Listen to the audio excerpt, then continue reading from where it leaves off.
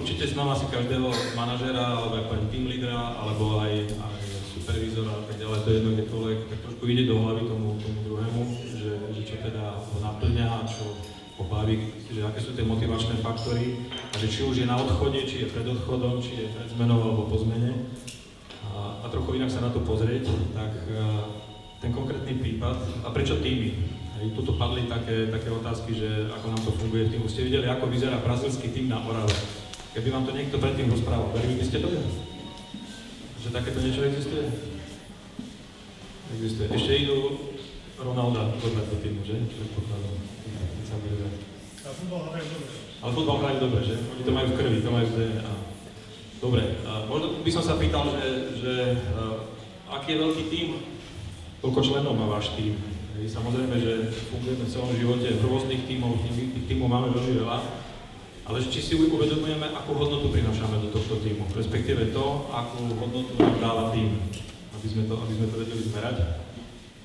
To sú také otázky na zamyslenie. Ten tím je živý organizmus a asi sami vieme, že aj človek môže vyhorieť, aj tím môže vyhorieť, ale vedieť rozpoznať ten moment, kedy to už je, keď už začína tá odchodová fáza, že človek sa rozhoduje o tom, že a už teraz chcem odísť. Toto rozpoznať včas je jednak manažerské umenie, ale sú na to aj spôsoby na to, ako sa pozrieť možno trochu inak, ja vám to ukážem. Tak. Vyberiem konkrétny tím, ten konkrétny tím je, myslím, že 14-15 členný bol tím, bola tam preváha žien, poviem, to čo vám ukážem, ten konkrétny prípad.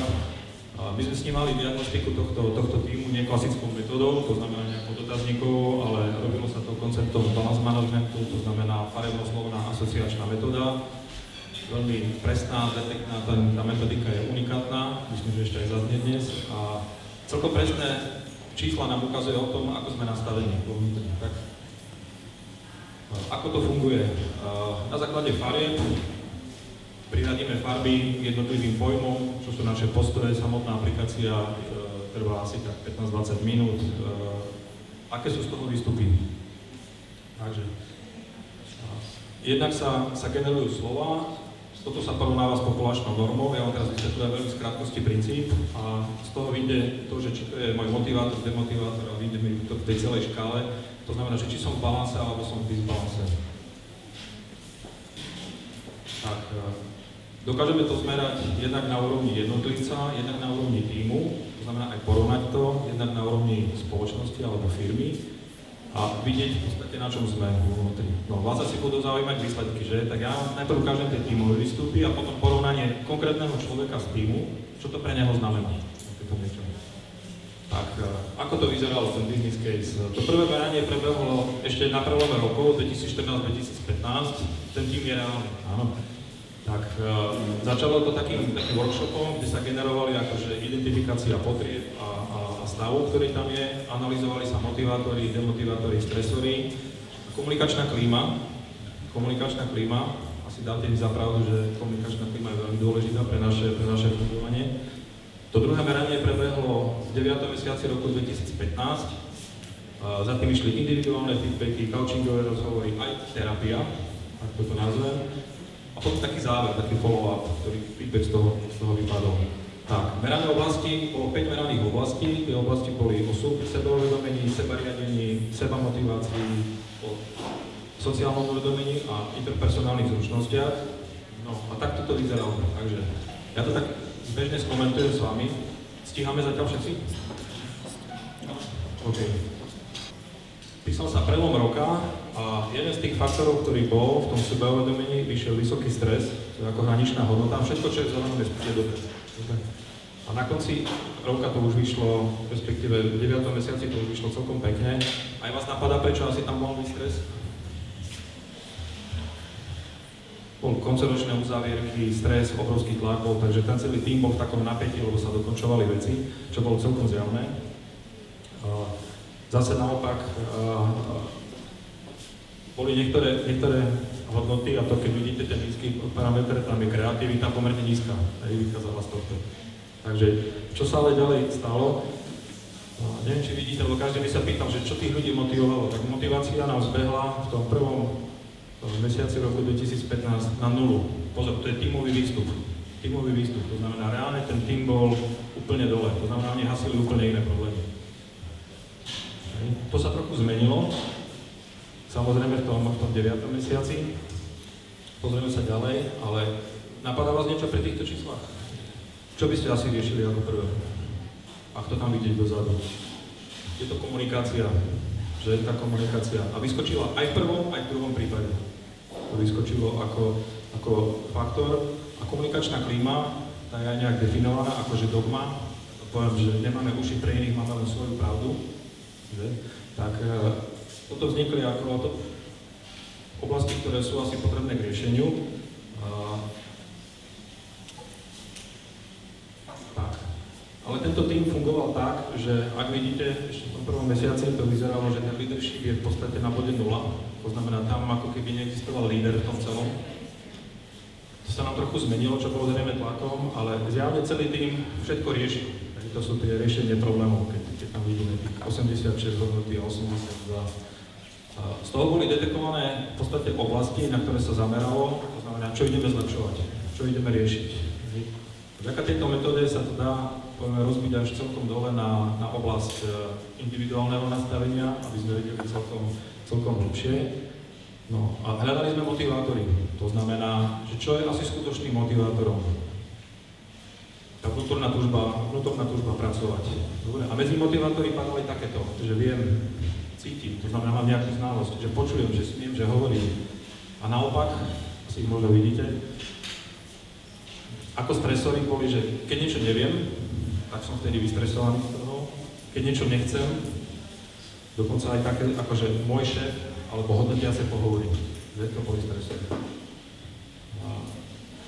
Samozrejme, že na tom som trochu začalo pracovať. To celé nastavenie ale vychádzalo takto, že tá komunikačná klíma, ktorá bola, jednak ten tým bol prekomunikovaný.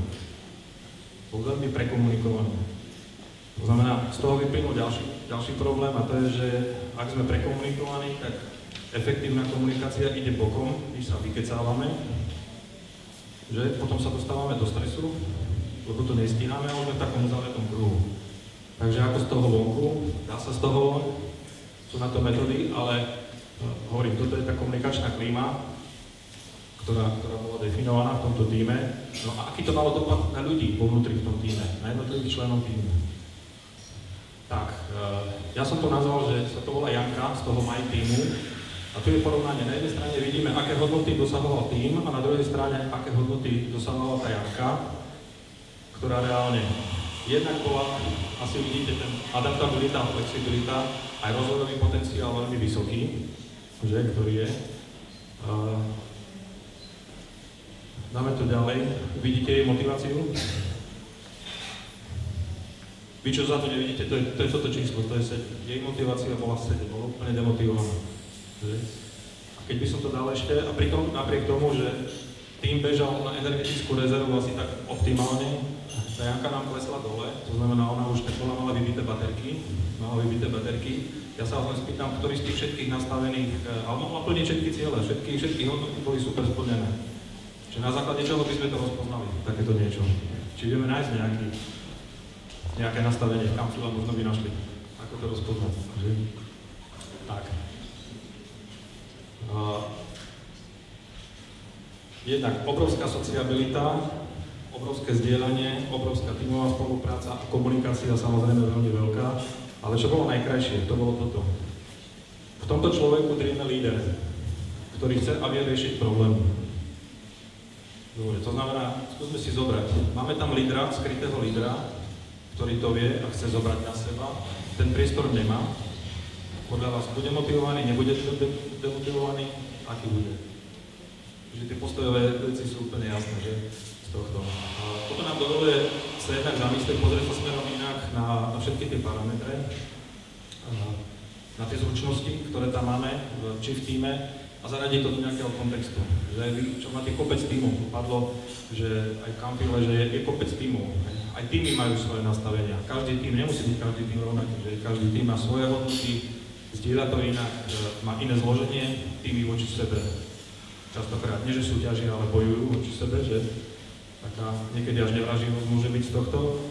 A ono je možno dobre to včas odhaliť, a otázka je, že ako to odhaliť a čo s tým ďalej urobiť. Tak, ja vás nechcem naťahovať, ja som vám urobil taký krátky prierez tým, čo sa dá zistiť možno aj takýmto spôsobom a priznať to ďaleko skôr, než nám tí ľudia začnú odchádzať. Pretože definovať tie motivátory a demotivátory, že či je to moja mzda, či je to klíma, ktorá tam je, či je to môj šéf, či je to nastavenie, či je to bonusový systém nejaký. Všetky pojmy a všetky veci, ktoré potrebujeme zistiť, sa dajú ďaleko skôr odmerať a vedieť a na to skôr reagovať. Takže tie týmy zjednocujú iba ich zdieľané hodnoty a tie je dobre potrebné aj ďaleko skôr rozpoznať. Každý z nás máme asi špecifické aj motivátory, aj demotivátory a ja verím tomu, že tento priestor minimálne je aj témou na to, ako sa baviť na to, že ako stabilizovať a motivovať, keď ľudia nám odchádzajú. Keď nemáme ľudí, ako stabilizovať a motivovať, keď hľadáme príležitosti pre nových ľudí a odkiaľ to dosiahnuť. Ja som vás nechcel unaviť týmto, iba som chcel zaujať aspoň trochu vašu pozornosť takýmto niečím. Takže ak by ste mali takto otázky aj k tejto téme, respektíve môžeme sa vrátiť naspäť na brazilský príbeh, ktorý tuto Braňo Klocak rozprával, respektíve pán Mesaroš, a kľudne kladíme otázky. Dobre, takže ja týmto otváram aj diskusiu, nech sa páči. Ďakujem. Ja mám klasicky aj predchádzajúcom vstupe dve veci, ale ako nebudú to ani otázky, skôr by som vedal tomuto testu. Tento test som si osobne absolvoval a v hodne zložitom období, keď sa v našej firme diali výrazné zmeny a veľké zmeny.